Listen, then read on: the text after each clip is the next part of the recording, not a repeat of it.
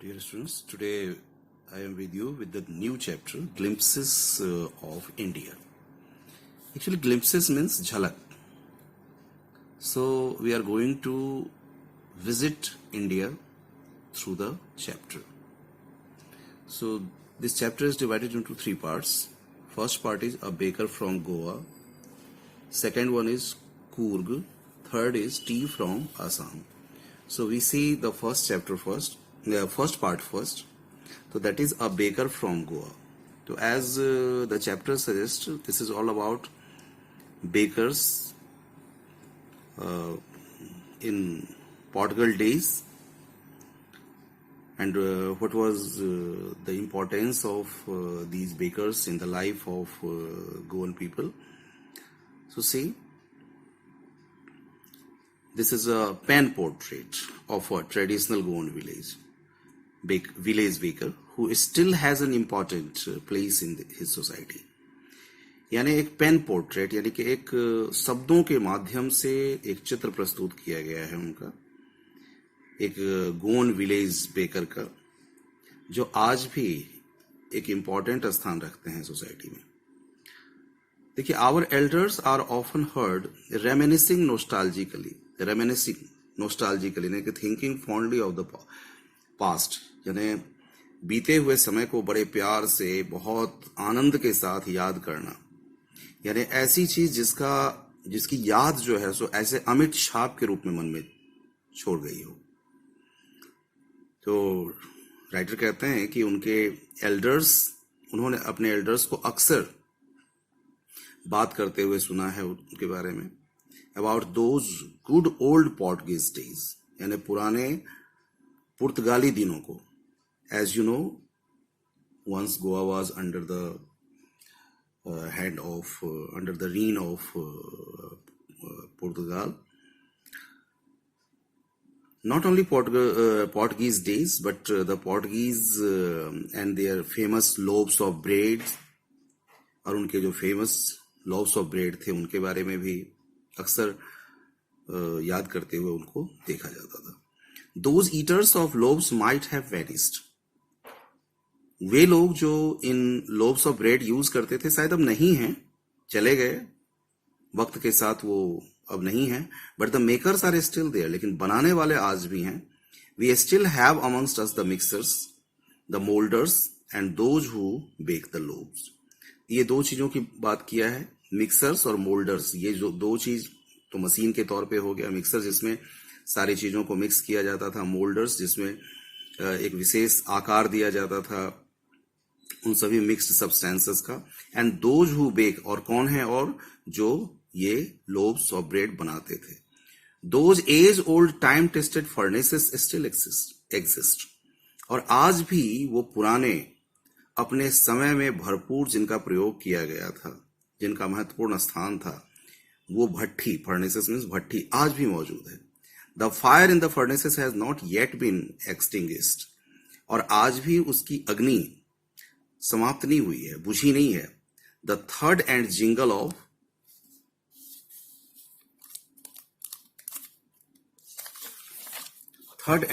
Of the traditional bakers bamboo. वो क्या करते थे, जो बेकर होते थे वो अपने साथ एक बैम्बू लाते थे जिसमें कुछ बजने वाली सब्सटेंसेस चीजें लगी होती थी, और जब वो उसको पटकते थे जमीन पे तो उससे एक आवाज निकलती थी. तो वही थर्ड एंड जिंगल वर्ड का यूज किया गया है. ये संकेत होता था, हेराल्डिंग हिज अराइवल, उनके आने का संकेत होता था. ये संकेत हो जाता था पहले कि वो लोग आ रहे हैं. In the morning can still be heard in some places, आज भी इन चीजों को कई जगह पे सुना जा सकता है. Maybe the father is not alive, हो सकता है अब पिता जिंदा नहीं हो, but the son still carries on the family profession, लेकिन इस पारिवारिक जो प्रोफेशन है उसको आज भी परिवार के अन्य लोग जो है सो कैरी करते हैं. उनका जो ये फैमिली पेशा है उसको कैरी ऑन करते हैं. These bakers are even today known as pader in Goa. आज भी इनको पडेर कहा जाता है, पडेर कह के बुलाया जाता है. During our childhood in Goa, अपने बचपन के दिनों को याद करते हुए राइटर कहते हैं कि during our childhood in Goa, हमारे बचपन के दिनों में, the baker used to be our friend, companion and guide. ये 3 चीजों की भूमिका अदा करते थे ये बेकर। इनके फ्रेंड भी होते थे, इनके कंपेनियन भी होते थे और गाइड भी होते थे, मार्गदर्शक भी होते थे, साथी भी होते थे, दोस्त भी होते थे। He used to come at least twice a day, 2 बार उनका आगमन होता था। Once when he set out in the morning, एक बार जब वो सुबह में आते थे, जो उनका सेलिंग राउंड हुआ करता था, बेचने का वक्त। एंड देन अगेन, और फिर एक बार फिर वो आते थे when he returned after emptying his huge basket, जब अपने बड़े से बास्केट को जब वो खाली करके वापस लौटते थे तो एक समय वो होता था। द जिंगलिंग थर्ड of his bamboo woke us, और इन बच्चों का जगना भी होता था। ये जगते जो थे सुबह में, वो भी इन्हीं के थर्ड, बैम्बू के थर्ड की आवाज से, वो जो ठक ठक की आवाज वो करते जाते थे और उसमें जो जिंगलिंग साउंड आती थी, उसी से ये जगते थे। From sleep and we ran to meet and greet him, और जाकर उनको दौड़ कर जाते थे, उनको ग्रीट करते थे, उनका अभिवादन करते थे। वाई वॉज इट सो, ऐसा क्यों था? Was it for the love of the loaf, क्या सिर्फ वो उस ब्रेड के लिए प्यार था? नॉट एट ऑल, बिल्कुल भी नहीं।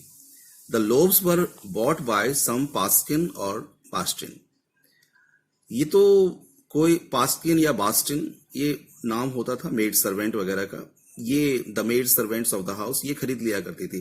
What we longed for were those bread bangles, सबसे ज्यादा जो इन बच्चों को लगाव था वो था ब्रेड बैंगल्स थे, विच वी चोज केयरफुली, जो बड़े गौर से, बहुत ध्यान से ये लोग चुनते थे। Sometimes it was sweet bread of A special में, कभी कभी तो स्वीट ब्रेड भी हुआ करता था जो खास प्रकार से बनाया जाता था। The baker made his musical entry on the scene with the jhang jhang sound of the specially made bamboo staff. हमने पहले भी इसका जिक्र कर दिया है, we have talked about this. वही बैम्बू की थर्ड की बात ये कर रहे हैं कि खास प्रकार से बनाए गए वो बैम्बू की, मतलब बैम्बू का टुकड़ा हुआ करता था जिसमें जिंगलिंग साउंड निकलती थी, झंग झंग की साउंड निकलती थी। One hand supported the basket on his head, एक सिर पर, एक हाथ टोकरी को संभाले हुए, जो सिर पर वो टोकरी रखते थे। And the other banged the bamboo on the ground, और दूसरे हाथ से वो जमीन पर उस बैम्बू को पटकते थे।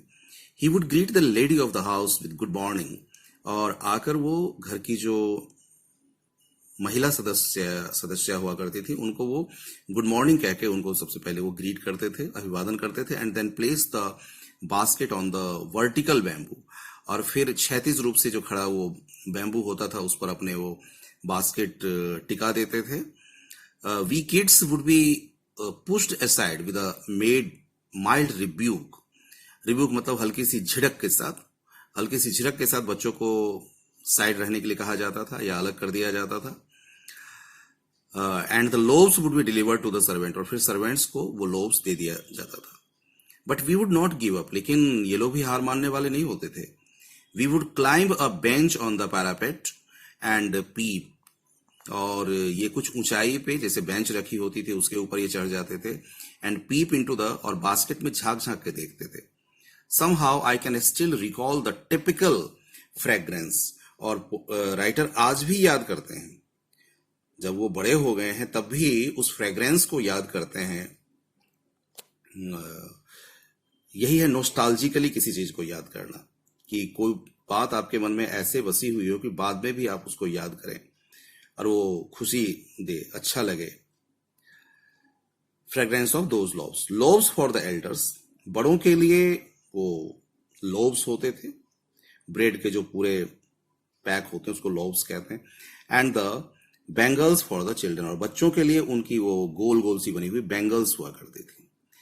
Then we did not even care to brush our teeth, फिर कौन चिंता करता है ब्रशिंग करने का, दांत भी साफ करने की जरूरत, और वॉश आवर माउथ, ना माउथ वॉश करने की जरूरत है। एंड वाई शुड बी, और क्यों करें। Who would take the trouble of plucking the mango leaf को तोड़ना, और वो भी उसका टूथ ब्रश जैसा इस्तेमाल करना। And why was it necessary at all, और इसकी जरूरत भी क्या थी।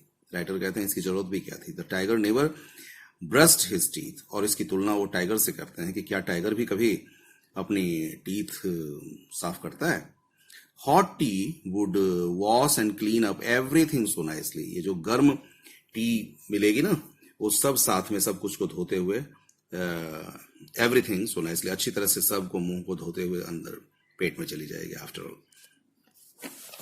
मैरिज गिफ्ट्स, फिर सामाजिक व्यवस्था का वर्णन करते हैं कि कितना स्थान था इन लोव्स ऑफ ब्रेड का, कि marriage gifts are meaningless without the sweet bread known as the bol. एक खास प्रकार का स्वीट ब्रेड बनाया जाता था। अगर कोई मैरिज हो रहा है तो वहां पे बिना, अगर बोल ये वाली स्वीट ब्रेड नहीं है, तो just as a party or a fest loses its charm without bread. तो ब्रेड के बिना ये पार्टी का कोई चार्म नहीं होता था, कोई आनंद नहीं होता था। Not enough can be said to show how important, तो कितना इंपॉर्टेंट स्थान ये रखते थे बेकर किसी गांव में, इससे साफ पता चल रहा है।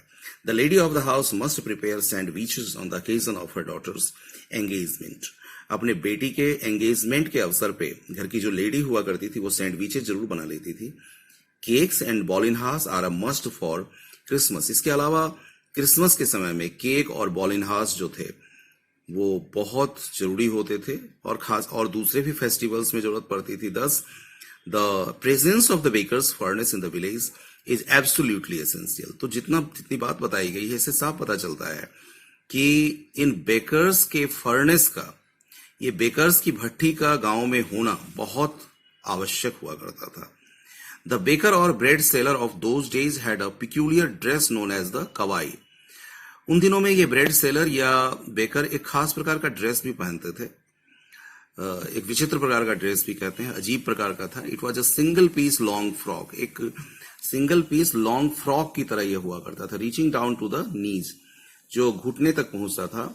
इन our childhood we saw bakers wearing a shirt. हमने अपने बचपन में इन बेकर्स को शर्ट पहने हुए देखा था, ट्राउजर्स पहने हुए देखा था, विच वर शॉर्टर। और ट्राउजर्स कैसा होता था? शॉर्टर देन, फुल लेंथ से थोड़ा छोटा, एंड लॉन्गर देन, और हाफ पैंट से बड़ा। इवन टुडे एनीवन, आज भी अगर कोई वियर्स अ हाफ पैंट, अगर हाफ पैंट पहनता है which reaches just below his, जो उसके घुटने से नीचे आता हो, तो invites the comment that he is dressed like a pader. तो उसको कमेंट मिलता है लोगों से कि देखो ये पडेर की तरह पहना हुआ है।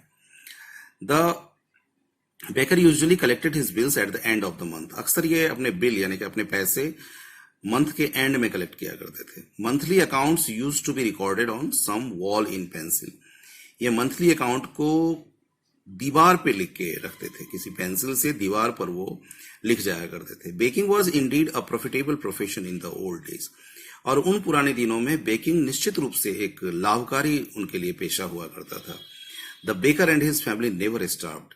और इस वजह से बेकर्स और उनके फैमिली को कभी भूखे मरने की नौबत बिल्कुल भी नहीं आती थी। He his family and his servants always looked happy and prosperous. वे, उनके परिवार के लोग, यहाँ तक कि उनके घर के नौकर चाकर भी जो होते थे वो भी काफी प्रसन्न दिखते थे, काफी संतुष्ट दिखते थे, काफी प्रॉस्पेरस दिखते थे, यानी हर प्रकार से परिपूर्ण। देयर प्लम्प फिजिक, उनका जो बॉडी का फिजिक मतलब बॉडी का जो हाल होता था, चाल ढाल होता था, ये फिजिक उनका बॉडी का जो विन्यास होता, शारीरिक विन्यास, वो काफी प्लम्प सा हुआ करता था, हट्टे कट्टे मोटे तगड़े होते थे। Was an open testimony to this, इस बात का ये पर्याप्त प्रमाण होता था। Even today any person with a jackfruit like physical appearance is easily compare to a baker. आज भी अगर किसी व्यक्ति का जैक फ्रूट के जैसा, jackfruit is a fruit as you know, कटहल जिसको कहते हैं, जो ऊपर से नीचे तक सब एक जैसा ही दिखता है, उसमें कहीं कोई भाग मोटा कोई भाग पतला नहीं होता है। तो ऐसा ही वो उनको कमेंट मिलता है। ऐसा कोई व्यक्ति अगर मिलता है खूब मोटा तगड़ा इस तरह का हो, तो उसको जैक फ्रूट की तरह दिखने में, तो उसको यही कहा जाता है, उसकी तुलना की जाती है बेकर से।